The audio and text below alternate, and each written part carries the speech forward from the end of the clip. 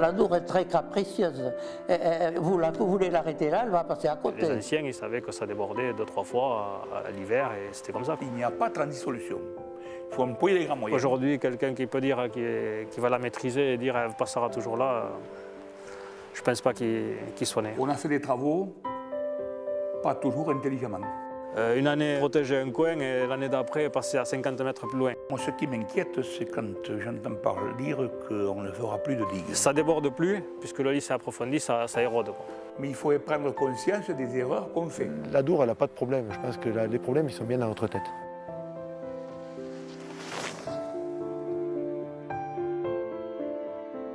La rivière, c'est un débit qui varie au fil des saisons, qui peut passer des étiages en période estivale, par exemple, ou à des crues variables selon les conditions climatiques ou la fonte des neiges. Alors ça peut être des crues ordinaires qui reviennent chaque année, voire plus, des crues plus importantes, revenant tous les 10 ou 20 ans, ou des crues exceptionnelles qui submergent tout le lit majeur et qu'on oublie trop souvent. Mais une rivière, ce n'est pas seulement un débit, c'est également une énergie. Le courant, en effet, érode, transporte, dépose, et petit à petit, la rivière modèle la vallée dans laquelle elle coule, entre les versants du lit majeur et sur les alluvions qu'elle a déposées, entretenant ainsi des échanges permanents. Ressources, énergie, alluvions, l'homme a su tirer parti de ces multiples richesses sous différentes formes. Utiliser la vallée alluviale pour les routes, les villages, l'agriculture, profitant des terres fertiles et limoneuses de la vallée, ou prélever l'eau pour l'alimentation en eau potable, ou pour l'irrigation, avec de multiples captages en rivière ou en nappe alluviale, utiliser l'énergie, avec autrefois des moulins, maintenant des microcentrales, ou extraire des granulats sur les alluvions de la Dour pour la construction. Et dès lors s'installe une concurrence entre l'errance naturelle de la rivière et les activités humaines qui nécessitent ainsi une stabilisation. Pendant des décennies, l'homme a ainsi construit des digues de protection contre les inondations, des enrochements, des tertres pour se prémunir des risques de la rivière. Comment vous voyez la Dour, vous, par rapport à ce que vous avez connu avant, parce que vous êtes né à côté, et aujourd'hui, comment elle a évolué? Sans Mal. Travaux, comment la Dour a évolué? Mal. Mal. De suite après en 45-46, on faisait les travaux sur la Dour en prestation familiale, au lieu de payer en prestation d'impôt. Et là, on s'organisait. C'était le maire, en principe, qui prenait la direction des travaux. On se rendait sur le bord de la Dour. Et dans les points sensibles, on mettait un piquet tous les mètres. Et après, l'autre équipe, il y avait de la main-d'œuvre à l'époque. Il y avait les prisonniers allemands, il y avait de la main-d'œuvre en pagaille. L'autre équipe coupait des barres de saligue de 5 ou 6 cm de diamètre et on faisait un crayonnage. Quand le crayonnage était fait, les gars arrivaient avec les tombereaux, ils déversaient le gravier là, et il se passait jusqu'au niveau du crayonnage, et il se passait que c'était au printemps, le sol et l'aulne, les pieds dans l'eau, poussaient. Ça venait des arbres, ça devenait des arbres. Alors, au bout de 4 ou 5 ans, ça devenait des arbres. Et ça faisait une défense formidable. Après, il y a eu une autre méthode, ça a été les gabillons. Les gabillons qui étaient constitués de sacs en grillage. En grillage, du grillage de clôture, en maille rectangulaire, là. On les mettait au fond et on les remplissait de cailloux. À ce moment-là, on n'y mettait que des gros cailloux comme ça. Et on les orientait suivant l'endroit où on voulait envoyer le courant. Et ça a été des défenses merveilleuses qui ont duré des années et des années. Par la suite, c'est l'époque de l'enrochement. Alors, ces enrochements, nous y avons cru. Nous y avons cru. C'était des tonnes et des tonnes de pierres qui étaient déversées, rangées tant bien que mal sur les bords de la Dour. Et ça pendant des années. Et aujourd'hui, il en reste quoi? Vous en connaissez, vous? Mais on a dépensé une fortune. En 2000, quand je suis arrivé à l'institution Adour, et plus précisément sur ce territoire, j'ai connu des gros travaux. Et puis, au fur et à mesure, on se rend compte que ces travaux, ils tombent à l'eau, c'est le cas de le dire. Nos objectifs ne sont pas du tout atteints. Et 10 ans après, on se rend compte que, de toute façon, on a les mêmes problèmes au même endroit. On a commencé à se poser quelques questions, avec le site, par exemple, de la battue de Rivière, où la protection de berges pour protéger une route communale a été reprise 3 fois, pour un coût de 90 000 €. Et on s'est dit, tiens, pourquoi pas envisager de déplacer la route, et peut-être que l'Adour ne viendrait plus grignoter. Donc on a fait accepter localement qu'il faille déplacer la route, et puis on s'est rendu compte que l'Adour elle avait recoupé son merle.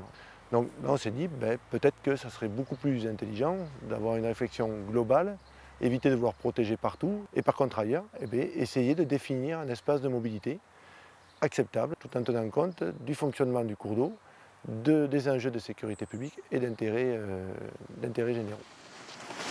Et donc là, on marche sur cette route. Il y a 3 semaines, on était ici ensemble et la route, elle était à notre gauche. Tout à fait. Et donc, moi, j'aimerais savoir comment vous avez vécu cette petite opération. La démarche première, c'est vous qui l'avez faite, puisque c'est vous qui nous avez sensibilisés sur le fait que cette route était menacée parce que l'empirement qu'il y a derrière, il risquait d'être un jour contourné, et on risquait de se retrouver avec un souci au niveau de la circulation sur cette route-là. Donc c'est vraiment une autre philosophie technique, mais j'insiste bien là-dessus, ça marche parce qu'on a des élus locaux qui nous ont écoutés et qui amènent ce discours-là sur leur commune. Des fois, comme je l'ai dit en plaisantant, il faut donner de sa personne pour arriver à les faire basculer dans le bon sens, disons. Il y a eu une proposition de l'agence de l'eau lors d'un conseil d'administration à l'institution Adour, où on nous proposait de faire une étude sur l'espace de mobilité. Appuyé par le technicien de Rivière, on est allé à la rencontre des gens, parce qu'une démarche de ce type ne peut être valable que si on l'a fait conjointement avec les gens qui sont autour de la rivière. Donc autour des mairies, on a organisé des réunions pour proposer cet espace de mobilité, c'est-à-dire redonner au fleuve qui est un fleuve qui divague, sa possibilité de divaguer jusqu'à bien sûr un espace admissible en protégeant tout ce qui est d'intérêt général et tout ce qui est d'intérêt de sécurité publique.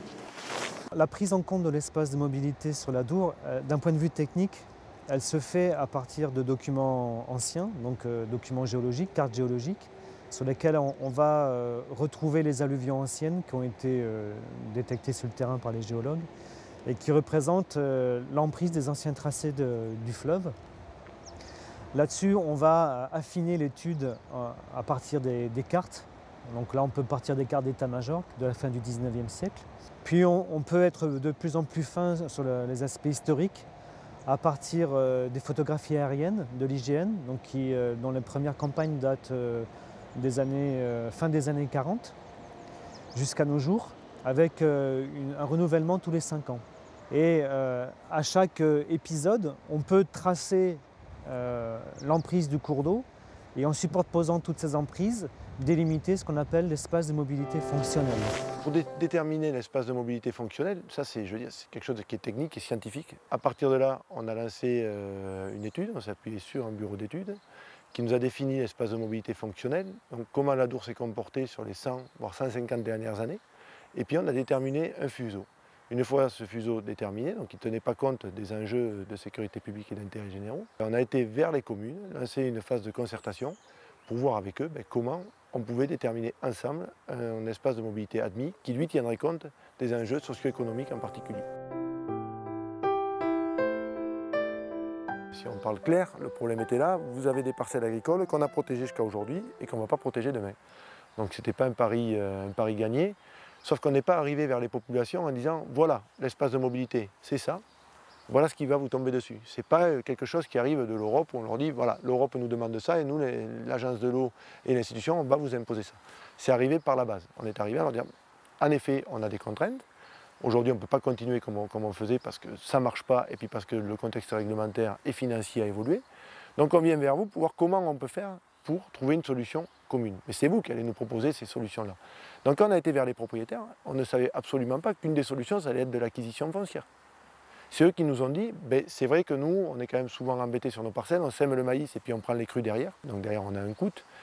Et ils nous ont dit, ben, peut-être que si vous nous trouvez des parcelles ailleurs, et qu'on puisse faire des échanges avec des parcelles qui sont en dehors de l'espace de mobilité, peut-être que ça pourrait nous permettre d'accepter plus facilement la démarche. Nous, une fois qu'on a eu ces propositions-là, on est remonté vers les financeurs et vers la réglementation.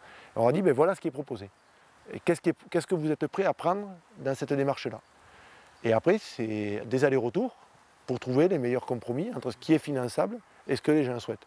Donc ça ne s'est pas toujours fait dans la simplicité, ça s'est un peu fait dans la douleur dans certains secteurs. En tout cas, on a réussi à tout mettre en place sans passer par des procédures d'expropriation. Tout s'est passé à l'amiable. Et comment vous avez vécu, vous, la démarche de l'espace de mobilité? Ben, au début, bon, ça fait bizarre, bon, il faut se faire à l'idée. Bon, après, dans la session, il était dit que je devais retrouver la superficie ailleurs. Bon, et en attendant, je pouvais continuer à exploiter. Bon, ça avance. Disons qu'il y a eu des opportunités pas très loin. Et, disons, je vais couvrir ce que je cède. Donc par la suite, ces parcelles-là, vous exploitez cette année, et par la suite, il faut qu'on fasse quelque chose de ces parcelles. L'idée de l'institution Adour, c'est absolument pas que ça redevienne dans sa ligue, c'est peut-être passer un fermage avec quelqu'un pour y faire une prairie naturelle ou quelque chose qui permettrait de... Est-ce que ça vous pose de souci de voir ces parcelles-là qui vous avez cultivées pendant pas mal d'années en maïs, et maintenant qu'on vous dise, ben, peut-être que vous ou quelqu'un d'autre, on va vous proposer de remettre une prairie naturelle et de rendre ce secteur-là inondable et libre, on va dire, à l'érosion, quoi. La terre que je n'ai plus là, bon, je vais l'avoir ailleurs. Et il ne faut pas se buter, quoi. Il y a des moments, on est obligé d'admettre que bon, on n'a pas fait ce qu'il fallait peut-être à certains moments, quoi. Bon, c'est l'évolution de tout, c'est l'évolution du lit qui n'était pas comme ça il y a 30 ans. Le lit ne faisait qu'un mètre de profondeur. Maintenant, vous voyez, derrière la falaise qu'il y a 2 mètres déjà là, et bon, 2,50 m. Bon, c'est fini, quoi. Ce qui fait que ça marche sur l'espace de mobilité, c'est qu'on vient vers les agriculteurs avec des propositions. Parce que la loi sur l'eau dit il faut mettre en place des espaces de mobilité, il faut laisser divaguer, il faut laisser inonder, mais chacun regarde son revenu aussi. Comment faire accepter localement cette démarche? C'est là qu'il n'y a rien qui existe aujourd'hui au niveau national. Très peu de démarches ont abouti, pour ne pas dire que c'est la seule qui a abouti au niveau national. Donc là, c'est nous qui avons fait le choix de notre méthode. Alors on a fixé une règle, c'est de dire les élus décident, les riverains peuvent proposer. Mais en aucun cas les riverains peuvent décider. Parce que si c'est les riverains qui décident, il n'y a plus besoin d'élus. Donc on a posé cette première règle. Donc on a été vers les conseils municipaux, où là on a dit voilà la démarche, voilà ce qu'on veut faire. On souhaiterait tracer avec vous l'espace de mobilité admis. Bien sûr, puisque au moment des élections municipales. Donc ils nous ont renvoyés vers les riverains et là on a rencontré la quasi-totalité des riverains. En tout cas, tous les riverains ont été convoqués. On les a rencontrés en réunion en permanence à mairie ou en réunion publique ou chez eux, pour les propriétaires avec qui on savait qu'il y aurait problème. Donc on a été les rencontrer pour déterminer avec eux dans quelles conditions ils étaient prêts à accepter un espace de mobilité admis. Donc que tout le monde pouvait admettre. Donc la démarche s'est déroulée, la concertation, sur environ 1 an. Et au bout d'1 an, toutes les communes ont délibéré favorablement sur le tracé de l'espace de mobilité admis et sur le mode de gestion. Ces délibérations sont remontées aux 2 syndicats de rivière qui du coup ont délibéré favorablement et qui ont, en plus de délibérer favorablement, ont demandé l'extension de la démarche sur la partie aval pour le syndicat gersois et sur la partie amont pour les Hautes-Pyrénées. Voilà. Donc tout ça est remonté à l'institution Adour qui du coup a mis en musique le projet espace de mobilité. Donc l'espace de mobilité, c'est pas non plus laisser aller l'Adour où elle veut et comme elle veut, à tout va. Et là on voit bien, on a la preuve ici, le pont de la battue rivière qui était menacé d'être contourné donc, par la rive droite. Et donc au moment de la phase de concertation, quand on a été vers les élus locaux, on nous a demandé de prendre en compte cet ouvrage, qui était de toute façon une évidence, mais comment le prendre en compte? Comment faire en sorte que ce pont, l'eau passe toujours dessus. On a réalisé un enrochement de 25 mètres de long. Il était prévu initialement de 300 mètres. Et régulièrement, on vient toucher un petit peu les atterrissements, mais on ne les régale plus en rive droite ou en rive gauche. On ne fait que essayer de maintenir l'Adour au centre. Les atterrissements, ils y sont, c'est très bien. Ce qu'on se rend compte, c'est qu'on a une érosion, on la voit, l'atterrissement a commencé à être érodé, alors que chaque fois qu'on le sortait en totalité, ces matériaux-là, ça redéposait. Et c'est pas si mal, puisque aujourd'hui on constate que l'Adour elle passe disons sous 2 arches principalement, et les atterrissements derrière sont pas très mal placés. En tout cas, il n'y a plus d'érosion derrière après le pont en aval, et ça nous convient bien parce qu'il y a eu de gros dégâts en 2008 de ce côté-là. Il y a une dizaine d'années de ça, on a eu un gros problème d'inondation, c'était en 2000. Donc on a eu de l'Adour qui arrivait au niveau des digues de protection du village.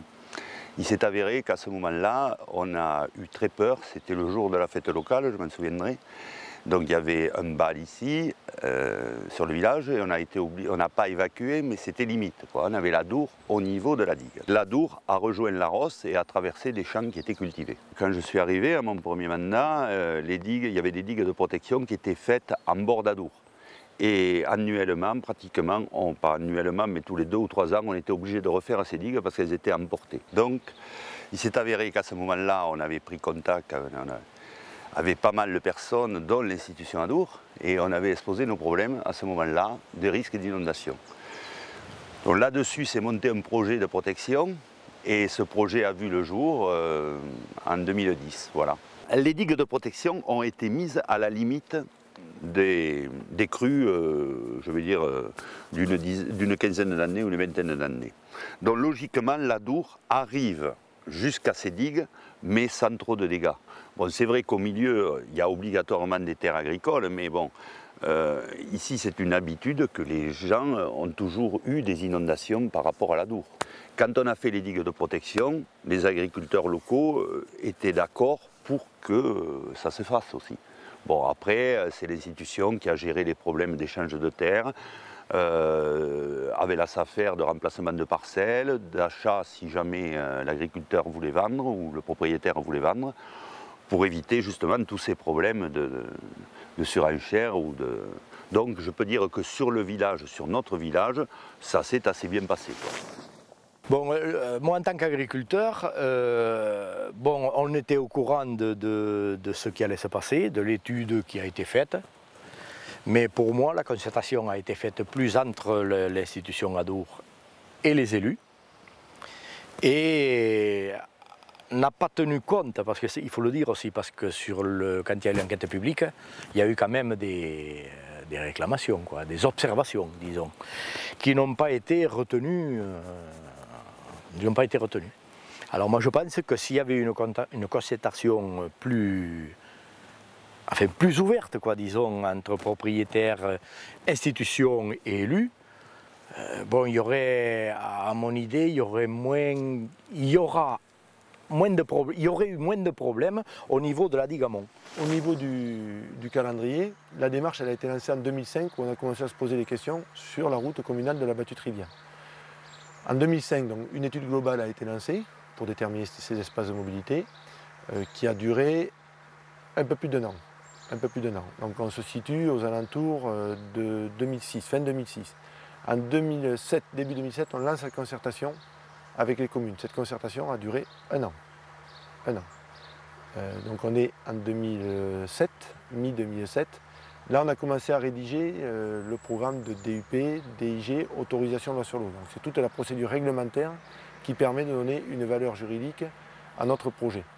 Donc l'enquête publique a été lancée en 2008, en août 2008. Donc pour vous dire quand même que la procédure est relativement longue. Entre le moment où on commence à rédiger les dossiers et le moment où l'enquête publique se lance, il y a 1 an. En mars 2009, arrêté préfectoral nous autorisant les travaux et donnant une valeur juridique à notre projet.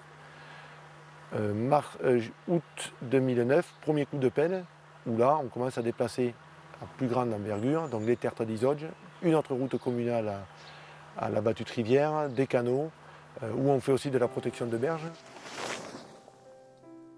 Dans les missions du syndicat d'entretien de l'Adour gersois, nos 3 missions principales, c'est l'accompagnement de la dynamique fluviale avec le traitement des atterrissements et l'ouverture de bras morts. Il y a l'entretien végétal, et puis aussi c'est l'information.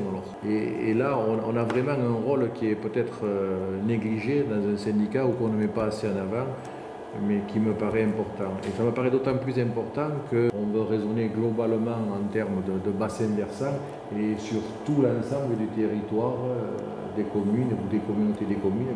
Et en même temps, dans les missions d'information, c'est de permettre aux habitants de redécouvrir leur rivière et de se la réapproprier. Qu'est-ce que vous pensez de la démarche espace de mobilité?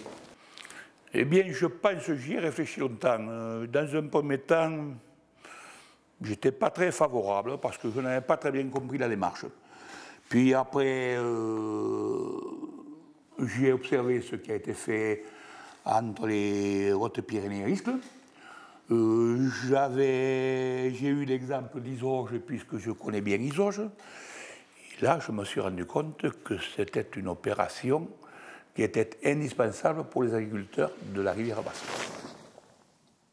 Finalement, ce qui était novateur ici, c'est la démarche pour construire cet espace, qui fait qu'ici, ça a bien marché et sur une zone finalement plus étendue que ce qu'on pensait au départ. Alors, le but des actions de test à l'Agence de l'eau, quel que soit le domaine concerné, de l'assainissement, l'industrie, n'importe quoi, c'était de tester des actions innovantes et ensuite de pouvoir en tirer des enseignements et puis ensuite diffuser cette information-là auprès d'autres maîtres d'ouvrage. Donc c'est ce qu'on a fait ici également. Donc il y a des réunions de formation qui sont organisées avec des techniciens de rivière, avec les cellules d'assistance technique des conseils généraux, des formations pour les élus du bassin Adour-Garonne qui sont organisées sur place. Et où le but c'est de montrer, plus que les types de travaux, montrer la démarche qui a fait que les gens ont accepté l'opération. La concertation mise en place au niveau de l'espace de